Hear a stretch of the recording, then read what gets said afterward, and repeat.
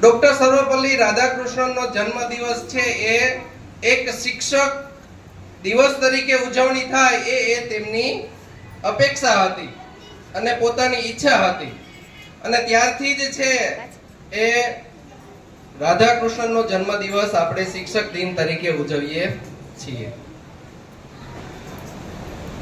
5મી September 1888 માં તમિલનાડુના તિરુવનંતપુરમમાં એ બ્રાહ્મણ કુટુંબની અંદર છે એ રાધાકૃષ્ણનનો જન્મ થાય છે। પોતાની આર્થિક સ્થિતિ ખૂબ નબળી હતી એટલે ભણવામાં પહેલેથી જ તેમને ઘણું બધું છે એ સહન કરવું પડ્યું। તમિલનાડુના નાના એવા ગામની અંદર તેમનો ઉછેર થતો હતો। પહેલાના જમાનામાં ગામડાઓની અંદર છે એ જ્યોતિષ શાસ્ત્ર દ્વારા, જ્યોતિષીઓ દ્વારા એ બાળકોનું ભવિષ્ય છે એ જોવામાં આવતું। તો રાધાકૃષ્ણના ગામમાં પણ એક ગામનો ચોરો હોય છે અને ત્યાં એક વિદ્વાન અને મહાન જ્યોતિષ જે હોય છે એ આવે છે। ત્યારે ગામના લોકો છે એ પોતાના બાળકોને લઈ અને આ જ્યોતિષી પાસે પોતાના બાળકોનું ભવિષ્ય કેટલું અને કેવું ઉજ્જવળ છે એ જોવા માટે થઈ અને બધા જ લોકો છે એ પોતાના બાળકોને લઈ અને આ જ્યોતિષી પાસે આવે છે।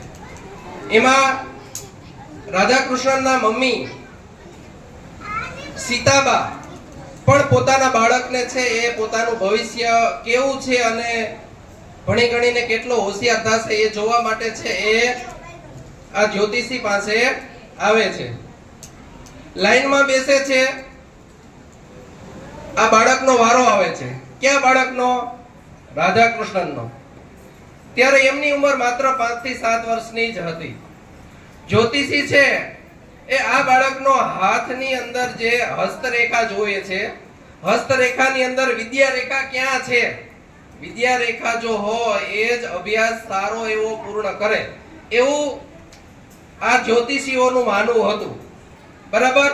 એટલે પેલો જ્યોતિષ છે એ આ બાળકની વિદ્યા રેખા શોધવા માટે ઘણી બધી મથામણ કરે છે, તેમ છતાં એને વિદ્યા રેખા છે એ મળતી નથી અને અંતે એ પેલી માતાને કહે છે કે તમારો બાળક છે એ ભણવામાં એટલો બધો આગળ વધી શકશે નહીં, કારણ કે એની વિદ્યા રેખા છે એ આમાં દેખાતી નથી।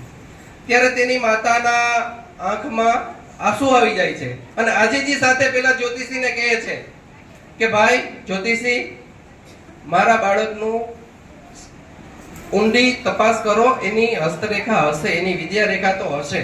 ત્યારે ફરી વખત જ્યોતિષી છે એ એની હસ્તરેખા ગોતવા માટે તપાસ કરે છે, તેમ છતાં ઘણી મહેનત બાદ પણ હસ્તરેખા મળતી, વિદ્યા રેખા છે એ મળતી નથી।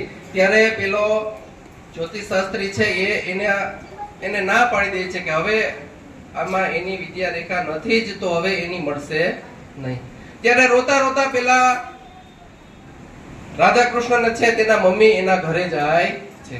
ઘરે પણ બેસીને ખૂબ રોવે છે। ત્યારે રાધાકૃષ્ણ 5-7 વર્ષના હતા।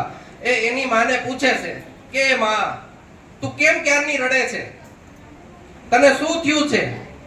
ત્યારે એની માતા છે એ જવાબ આપે છે કે જ્યોતિષ શાસ્ત્રી પાસે હું તારું ભવિષ્ય ઉજ્જવળ કેટલું છે, તું કેટલો ભણી ગણીને હોશિયાર થાય, કેટલો આગળ વધી શકીશ, એના માટે થઈ અને હું તારું ભવિષ્યવાણી કઢાવવા માટે ગઈ હતી તો જ્યોતિષીએ એવું કીધું કે તારી વિદ્યા રેખા તારી હથેળીની અંદર નથી, માટે તું સારો એવો અભ્યાસ પ્રાપ્ત નહીં કરી શકે। ત્યારે પેલો નાનો બાળક એની માતાને પૂછે છે, શું પૂછે છે કે માં, વિદ્યા રેખા ક્યાં હોય છે, મને બતાવો તો। ત્યારે જ્યોતિષ શાસ્ત્રીએ એની માતાને જે વિદ્યા રેખા નથી એવું કીધું તું અને એ બાળકની હથેળી લઈ અને એ બાળકને બતાવે છે કે આ જે અહીંયા વિદ્યા રેખા હથેળીની વચ્ચોવચ્ચ હોવી જોઈએ એ તારી વિદ્યાની રેખા નથી। આટલું સાંભળી અને રાધાકૃષ્ણ છે એ દોટ મૂકે છે રસોડામાં। રસોડામાં જાય છે, ચાકુ લઈ લે છે અને ચાકાથી પોતાની વિદ્યા રેખા દોરી દે છે। ચાકુ જેવી રીતે દોરી દે છે એટલે મોટો લાંબો ચીરો પડી જાય છે, એમાંથી ખૂબ લોહી નીકળી પડે છે. લોહી નીકળતું હોય છે ત્યારે હસતા મુખે એની માતાને શું કહે છે રાધા કૃષ્ણ કે જોઈ લ્યો માં, ભગવાન કદાચ મારી હથેળીમાં હસ્તરેખા દોરતા ભૂલી ગયા હશે, પણ હવે તો મેં મારી જાતે વિદ્યા રેખા હસ્તરેખા મારા હાથની અંદર વિદ્યાની રેખા દોરી દીધી છે, એટલે હે માં હવે તારે કઈ ચિંતા કરવાની જરૂર નથી. હવે તું જરાય ચિંતા કર માં, હું ભણી ગણીને ખૂબ આગળ વધીશ અને તમારું નામ રોશન કરીશ. એટલે પોતે દ્રઢ સંકલ્પ નક્કી કરી લે છે અને ધીરે ધીરે ભણવાનું ચાલુ કરી દે છે અને 10મા ધોરણમાં પહોંચી જાય છે. એસએસસી ની પરીક્ષા આપે છે અને એસએસસી ની અંદર ખૂબ સારું એવું માર્કિંગ લઈ અને પ્રથમ નંબરે આવે છે અને એને શિષ્યવૃત્તિ મળે છે.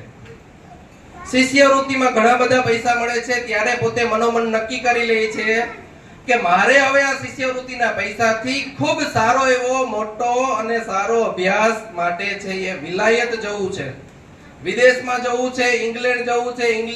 ઇંગ્લેન્ડની અંદર જે ઓક્સફર્ડ યુનિવર્સિટી આવેલી હતી એનું ત્યારે ખૂબ નામના હતી. ત્યાં જઈ અને મારે વિદ્યા મેળવી છે અને વિદ્યા મેળવીને ભણવું તો છે, પણ મારે બીજાને પણ ભણાવવા છે. આવું નક્કી કરીને પોતે ઇંગ્લેન્ડ જાય છે, ઓક્સફર્ડ યુનિવર્સિટીમાં એડમિશન લે છે, ભણે છે, બીએ વિથ ઇંગ્લિશ ની અંદર ગ્રેજ્યુએશન પૂરું કરે છે, એમએ ની અંદર વિથ ઇંગ્લિશ માસ્ટર ડિગ્રી મેળવે છે અને પીએચડી ની પણ પદવી પ્રાપ્ત કરે છે.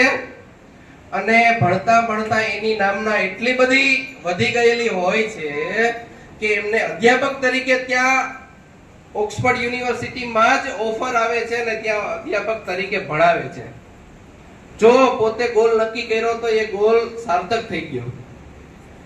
અધ્યાપક તરીકે પોતે નોકરી કરે છે અને અધ્યાપક તરીકે પોતાની નામના પણ એટલી સારી હતી કે તેને 1975 ની અંદર ટેમ્પલટન નામનો એવોર્ડ છે એ આપવામાં આવે છે અને એ એવોર્ડના જે પૈસા હોય છે એ પૈસા ઓક્સફર્ડ યુનિવર્સિટીમાં ફરી પાછા પોતે દાન કરી દે છે.